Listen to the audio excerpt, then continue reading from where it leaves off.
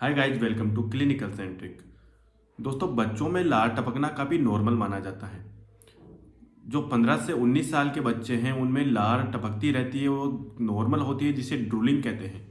और अगर ये एक्सेसिव मात्रा में हो रही है, एक्सेसिव सलाइवेशन हो रहा है, ज़्यादा मात्रा में लार टपकती रहती है, 24 घंटे ही लार आती रहती है, तो इसके कुछ कारण हो सकते हैं और इनका क्या इलाज करना है इसके बारे में हम डिटेल में बात करने वाले हैं। तो अगर आपने अभी तक चैनल को सब्सक्राइब नहीं किया है तो चैनल को सब्सक्राइब करें, और अगर वीडियो अच्छी लगे तो वीडियो को लाइक जरूर कर दें, और संपूर्ण जानकारी के लिए वीडियो को बिना स्किप किए लास्ट तक जरूर देखना। तो अगर ड्रूलिंग के कारणों के बारे में बात करें तो जब भी बच्चों में दांत उगना शुरू होते हैं या जब दांतों का डेवलपमेंट शुरू होता है तब ऐसी कंडीशंस देखने को मिलती हैं।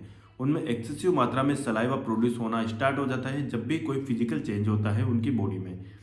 अब ये एक्सेसिव सलाइवेशन इसलिए होता है क्योंकि दांतों के जो स्ट्रक्चर्स हैं, जहाँ से दांत निकलने वाले हैं, वहाँ कोई एक्स्ट्रा सेल्स ना हो या कोई इन्फेक्शंस या कोई फॉरेन बॉडीज हैं तो वो ड्रूलिंग के साथ साथ बाहर निकल जाए, इसलिए एक्सेसिव मात्रा में सलाइवेशन होता है। इसके अलावा जो इन्फेंट्स होते हैं उनमें सलाइवरी ग्लैंड्स का डेवलपमेंट होता है, इसलिए सलाइवरी ग्लैंड एक्सेसिव मात्रा में सलाइवा प्रोड्यूस करते हैं। और मोस्ट ऑफ द टाइम जो बच्चे हैं वो माउथ ओपन ही रखते हैं, तो माउथ ओपन रखने की वजह से सलाइवा प्रोड्यूस तो होता है, लेकिन उसे अंदर लेना उन्हें नहीं आता है। उन्हें नहीं पता होता है कि इसे अंदर लेना है या बाहर फेंकना है, तो वो अंदर लेना नहीं आता है, तो वो बाहर ही आता रहता है, और हम सोचते हैं कि एक्सेसिव मात्रा में सलाइवेशन हो रहा है या ड्रूलिंग ज़्यादा हो रही है। और इसके अलावा बच्चे जो हैं वो किसी भी चीज़ को देखते हैं तो एकटक किसी भी चीज़ को देखते रहते हैं, लंबे समय तक किसी भी चीज़ को एक ही निगरानी से देख रहे हैं, तो उसके कारण भी उनमें सलाइवा प्रोडक्शन होता रहता है और वो बाहर आता रहता है। और इसके अलावा जो 6 मंथ से ऊपर के उम्र के बेबीज हैं,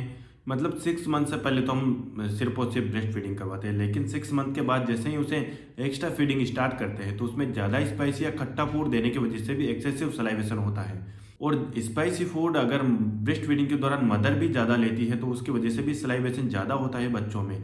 तो मदर जो हैं वो ब्रेस्ट फीडिंग अगर बच्चे को करवाती है तो ज़्यादा स्पाइसी फूड लेने से बचना चाहिए। इसके अलावा किसी एलर्जी या रनी नोज या जुकाम की वजह से, कभी कभी कोल्ड एंड फ्लू की वजह से भी ऐसा हो सकता है, या फिर किसी ड्रग के साइड इफेक्ट की वजह से भी एक्सेसिव सलाइवेशन होता है, या फिर कभी कभी बच्चों के मुंह में छाले हो जाते हैं और वो इतने छोटे होते हैं कि हमें दिखाई नहीं देता है, तो उसकी वजह से भी सलाइवेशन होता रहता है और वो लार बाहर निकलती रहती है। तो बात करें इसके मैनेजमेंट के बारे में, तो वैसे तो ये जो ड्रूलिंग होती है, एक्सेसिव सलाइवेशन होता है, ये 15 से 19 महीने के बच्चों में नॉर्मल माना जाता है। ये उनको किसी डिजीज़ की तरफ इशारा नहीं करते हैं, ये सब में आम बात है, ज़्यादातर सब बच्चों में देखने को मिलता है, क्योंकि उनके दांतों का डेवलपमेंट होता है, उनके मसूड़ों का डेवलपमेंट होता है।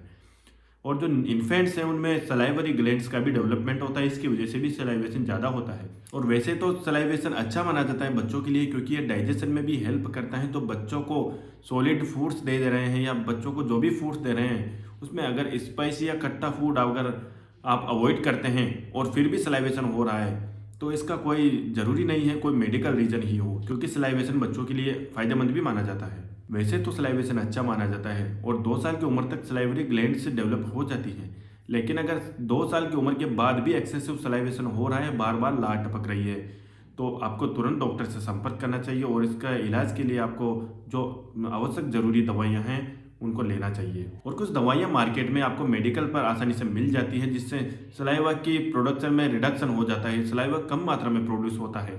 जिनके बारे में अगर बात करें तो वो है बेंजहेक्सोल, ग्लाइकोपाइरोलेट या स्कोपोलेमाइन। और अगर ओवरऑल देखें तो सबसे अच्छी दवा इनमें से ग्लाइकोपाइरोलेट मानी जाती हैं और ये बहुत सारे डॉक्टर्स के द्वारा प्रेस्क्राइब भी की जाती है। लेकिन ध्यान हमेशा ये रखना है कि आपको कोई भी दवा ओवर द काउंटर के रूप में यूज नहीं करनी है, सीधा जाकर मेडिकल से नहीं लेना है। हमेशा डॉक्टर की सलाह अनुसार ही दवाइयाँ लेनी, और खासकर बच्चों के मामले में तो कभी भी ऐसी लापरवाही न करें। तो वैसे तो ग्लाइकोपाइरोलेट या बेंजहेक्सोल जैसी दवाइयाँ सलाइवेशन में कमी कर देती है, लेकिन जो नॉर्मल सलाइवेशन होता है उसमें कमी करवाना अच्छी चीज़ नहीं है, इसलिए डॉक्टर्स की सलाह अनुसार ही दवाइयाँ लेना चाहिए। तो दोस्तों, अगर आपको वीडियो अच्छी लगी है तो वीडियो को लाइक कर दें और चैनल को सब्सक्राइब जरूर कर लें और बेल आइकन को ऑन कर लें, ताकि आने वाले वीडियोज़ की अपडेट आपको टाइम से मिल सकती है। धन्यवाद।